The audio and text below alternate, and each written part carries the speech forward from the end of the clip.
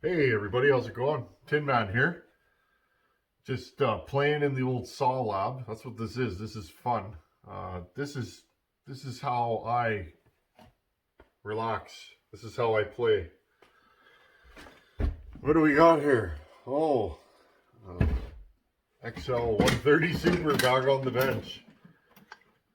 This is gonna be one of those saws that's a headache. It's very common when you guys build saws. You're gonna get saws that make you pull your hair out. I ain't bald yet, so you know I'm dealing with it.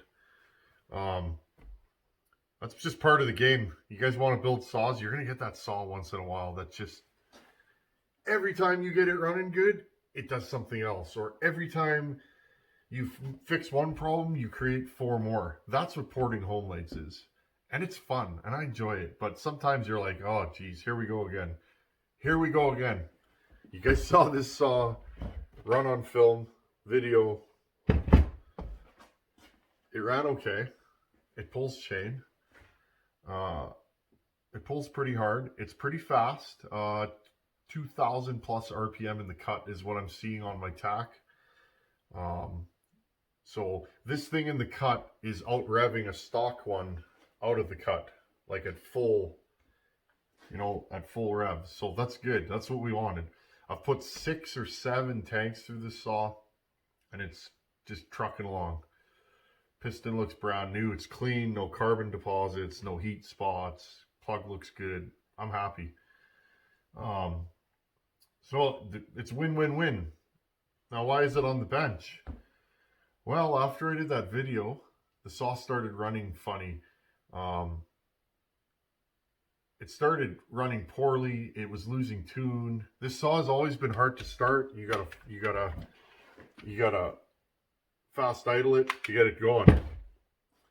The tune was wandering a little. I thought that was a carb or a reed issue. So I checked for air leaks when I built the saw.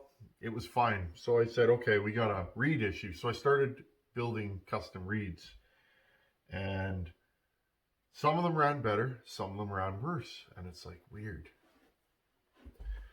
Now, I'm going to say this because I've dealt with this many times. Once you go back and you think about it, the more saws you build, the more you think about, you learn, right? This saw ran kind of air leaky to start with, okay? When I say air leaky, kind of a wandering tune, didn't go back to idle, like just, it's kind of random, right? Well, once you port one of these, you make it all worse. If you got a bad clutch or, a sloppy clutch, you port a saw, that chain will just be going at idle. If you got a little air leak and you port a saw, you got 10 times the air leak when you fire it up. If you got a bad carb and you port a saw, it's going to be even worse. Well, I thought I had a bad carb on this saw. I built a new carb, okay? I assembled a new carb, and then I built a second carb, and then I built a third carb. I'm not even kidding, guys. Overlooking a blatant problem. This saw has an air leak. I couldn't find it either. It only leaks warm, and it only leaks sometimes. Well, after I shot that video, and I thought to myself, yeah, that saw, it's acting funny, but it pulls okay. You guys wanted to see it run, and I wanted to show you. It runs pretty good. I'm happy with it. And it hasn't blown up, and I've put 4 or 5 tanks of fuel through this saw now. So you can port a Homelite and make it run cool. This thing doesn't run too hot, but this particular saw has issues. So are those issues porting related, or are they the saw in question? In this case, they're the saw in question. And that's what's hard when you first port saws is sometimes you're going to think it's your porting, but it's not. It's the saw. And when you port a saw, you make everything worse. Typically, when I port a saw, I put new bearings, seals, gaskets, everything in it new rubber, new hoses to eliminate that nonsense. You spend $100 on rubber parts or $150 on rubber parts, you save $1,000 in, finding a problem, and then you have to buy the rubber parts anyways. That's just how I am. With these, I was having trouble finding crank seals. I think I found a good source locally. I'm going to have to go there and get them.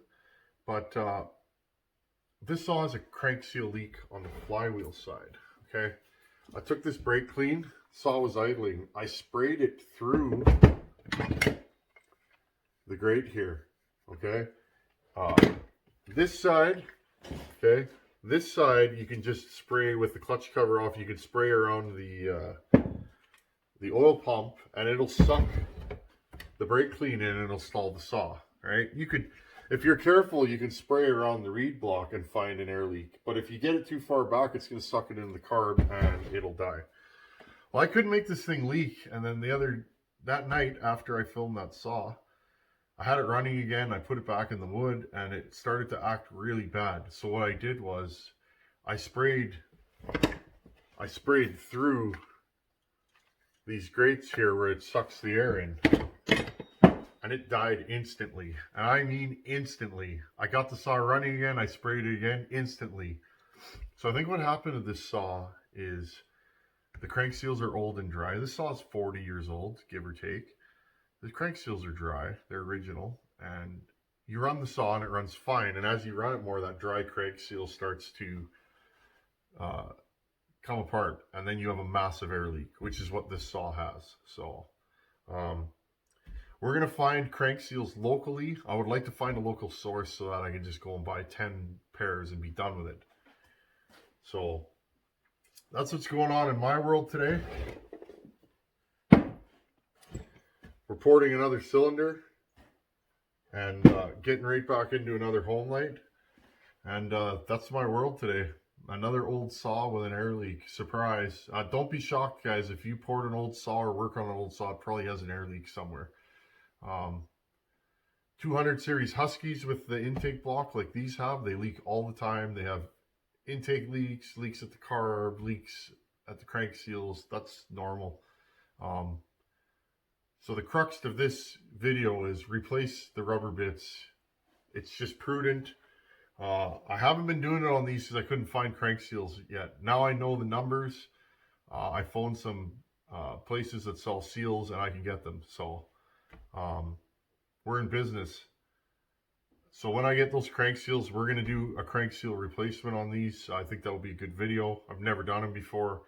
Got to figure out how to get the clutch off on the saw. Well, we can do all that together and make a video. So there you go.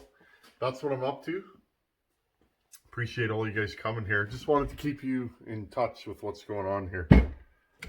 As always, thanks for watching. Take her easy.